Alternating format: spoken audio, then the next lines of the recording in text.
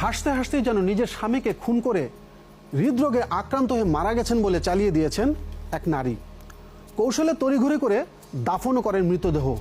খুনের পর প্রায় 9 মাস পর্যন্ত এটিকে স্বাভাবিক মৃত্যু হিসেবে জেনে আসছিল দুই পরিবার। বলছি বরগুনার আলোচিত স্কুল শিক্ষক নাসির হাওলাদার হত্যাকাণ্ডের কথা। গেল বছরের 23 মে ঈদ উল ফিতরের আগের দিন রাতে তার মৃত্যু হয়। সম্প্রতি খুঁজে পাওয়া একটি ফোন রেকর্ডে উঠে এসেছে এই হত্যাকাণ্ডের চাঞ্চল্যকর সব কাহিনী। ঈদের আগে হচ্ছে ভিডিও কেন ও সময় সময় বেশি মানুষ হবে না, মুই খেলে চিনতে পারবো না এইটা। ঈদের আগে হয় মানে হয় কি একটা ঠেকাটা হয়ে যায়, ভালো হয় আরো, মানে একটা হাই হুতাশের মধ্যে আরে কি হইলে বুঝছো। মইও চাই এরকম। কারণ ঈদের পর হইলে আমরা আর একটা থেকে দাও, আর ঈদের পর সবাই ঈদের পর হইলে এই সময় সবাই ফ্রি থাকে, বোঝো না, সময় সবাই ঠান্ডা মাথায় থাকে, ঠান্ডা সবাই মাথায় ভাবতে পারে এদের লইয়া। এই ফোন রেকর্ডই একটি স্বাভাবিক মৃত্যু জেনে আসা ঘটনাকে পরিণত করেছে হত্যাকাণ্ডে। চাঞ্চল্যকর এই হত্যাকাণ্ডের বিস্তারিত জানাবো, তবে তার আগে এর পেছনের কিছু ঘটনা প্রবাহ জানা দরকার।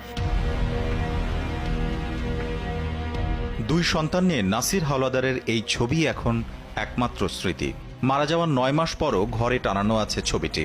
ঘরে আর কিছুই অবশিষ্ট নেই।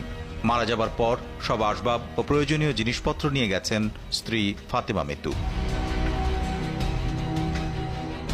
প্রায় 9 মাস পরে স্কুল শিক্ষক নাসির হাওলাদারের স্বাভাবিক মৃত্যু মোড় নিয়েছে হত্যাকাণ্ডে। ঘটনার আদ্যোপান্ত জানতে ঘটনাস্থলে উপস্থিত ক্রাইম সিন ইউনিট। নাসির হাওলাদারের বাড়ির উঠোনে ততক্ষণে হাজির হয়েছেন তার বড় ভাই সহ প্রতিবেশীরা। ভাইয়ের এমন মৃত্যু শুরু থেকেই মানতে কষ্ট হচ্ছিল অপর ভাইদের। ঘটনার পর এটিকে একটি স্বাভাবিক মৃত্যু বলে জানান স্ত্রী মিতু। এর জন্য নানা কৌশলের আশ্রয় নেন। আমি ওই আমার এক সম্পর্কে ভাই হে ভাই আমার রাত্রে যাই ডাকি আনছে, জলিল নেবো নাসির নেবো নাই নাসির নেবো, ও চেক করে লইছি। আমি কি কও কি বেলা, এই আমি এক নালা ভাত খাইছি, খাই আবার তুই আইসি, আইয়ে দৌড়ি এই উঠটিয়া এই দেই খোলা, ওই সামনের দরজায় আর কি উঠটিয়া এক নজর চাইছি, এই ফেজে দেয় রক্ত দেখার পর আমি ওই ডরলে পড়ে গেছি। এরপর মানুষজন সব চারিদিক দিয়ে গেছে। আওয়ার পর ওই মানুষ, আমি তো ওই বেউস অবস্থায়, এবার সবাই জিজ্ঞাসা করছে ওই মহিলাটা কি হয়েছে, কয় ইফতার খুললা কাঁঠাল আর দুধ আর চিনি বাদাম খাইছি, এই স্টক করে মারা গেছে।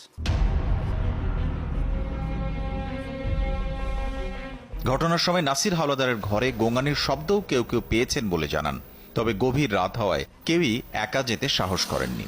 যেদিনকে রাত্রে মারা গেছে সেদিনকে রেহেন ভাই আমরা কথা কইছি, ভালো মানুষ, বাড়ি গেছে রাত অনেক রাত্রে, মানে ভোর রাত্রে সেই গেলে হুনি ঘরে সিঁড়ি মামারে বলাইয়া লই বাড়ির মধ্যে গেছি, যাই দেখি ঘরের মধ্যে কিন্তু আমার মামায় নাই, আমাকে মামা হয়, তার বউ কইতে আছে আমার মামায় নাই, সে মরে গেছে।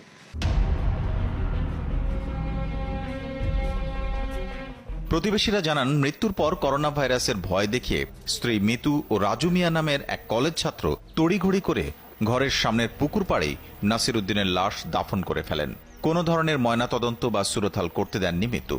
ঈদের সময় হওয়ায় এই নিয়ে খুব একটা ঝামেলায় যেতে রাজি হননি স্বজনরা। জানতে চাই এই রাজু মিয়া কে। নাসির হাওলাদারের ভাই ও সহকর্মীরা জানান, পাশের বাড়ির দূর সম্পর্কের আত্মীয় হন রাজু। বিয়ের পর মিতুর সঙ্গে তার পরিচয়।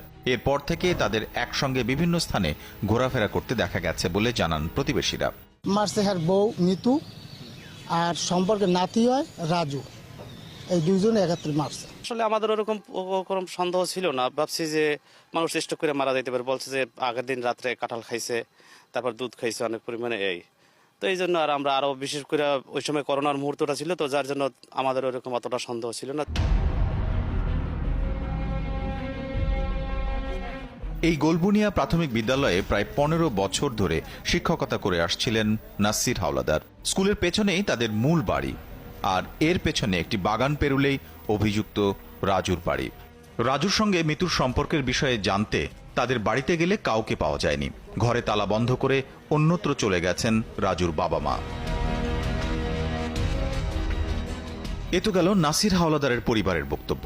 এবার মিতুর পরিবার কি জানতেন এই মৃত্যু নিয়ে? তা জানতে বরগুনা সদরের থানাপাড়া এলাকায় মিতুর বাসায় ক্রাইম সিন ইউনিট। মিতুর বাবা জানান, মৃত্যুর পর কোনো ধরনের অস্বাভাবিক আচরণ চোখে পড়েনি তার। যেদিন মারা যাইবে ওই দিন রাত্রে হইলে আমাকে মোবাইলে একটা ফোন বাজছে, ফোন পাইয়েই যে তোমার জামাই জানি কেমন কেমন করে, আর মানুষের কান্নাকাটি শুনি, দৌড়িয়ে মনে করেন আমরা ওই ল্যাংড়া ব্যাংরা ওই দৌড়িয়ে মনে করেন ওই বাজারের মধ্যে চলে গেছি। চলে যাওয়ার পর ওই বাজারের ওই নাটগেট মন না, ওর সহায়তায় মনে করেন একটা ওই হুন্ডা পাইছি, হুন্ডায় চলে গেছি।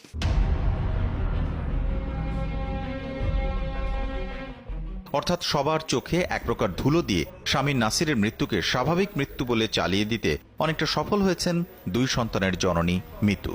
কিন্তু কথায় আছে, পাপ চাপা থাকে না। মৃত্যুর প্রায় 9 মাস পর একটি ফোন রেকর্ড হাতে পায় পুলিশ। সেখানে স্বামী নাসিরকে মেরে ফেলতে নানা পরিকল্পনা করেন স্ত্রী মিতু।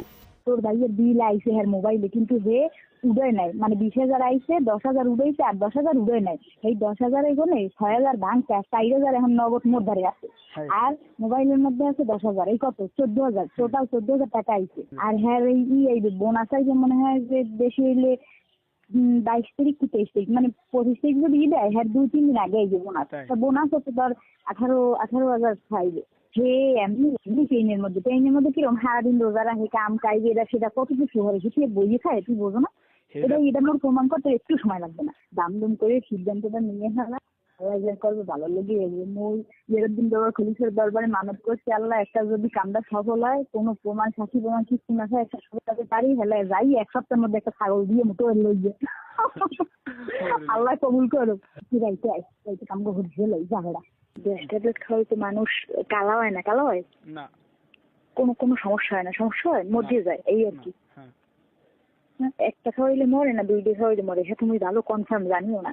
জিনিসটা মানে ওই পর্যন্ত শেষ করবে, হেয়ে তো আসতে হয়তো সারের একবারে পুজো থোয়া লাগবে বা কিছু এমন জিনিস দেখাই তৈরি যে সারের কারেন্ট দশে ধর্ম রাইস কুকার দল হতে পুজে, মানে এইরকমের।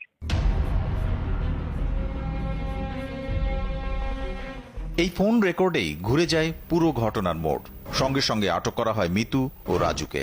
কিভাবে এই রেকর্ড হাতে পেল পুলিশ এবং কি ছিল তাতে, সেটি জানা দরকার। পুলিশ সুপারের কাছ থেকে জানা গেল চাঞ্চল্যকর ফোন রেকর্ডের বিস্তারিত। গত 24/5/2020 তারিখ রাত ফাতেমা বেগম, মিতু এবং রাজু,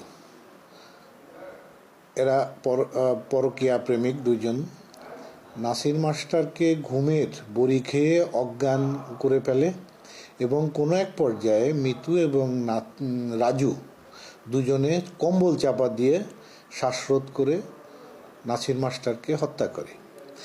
যেহেতু তখন করোনা মহামারীর প্রথম দিকে ছিল, তখন মিতু প্রচার করে যে এটা করোনা রিলেটেড বিষয়, এটা দেরি করা যাবে না, আর এটা স্বাভাবিক মৃত্যুই। সে দ্রুত তার আত্মীয় স্বজনকে কনভিন্স করে এটা দাফন কাফন শেষ করে ফেলে।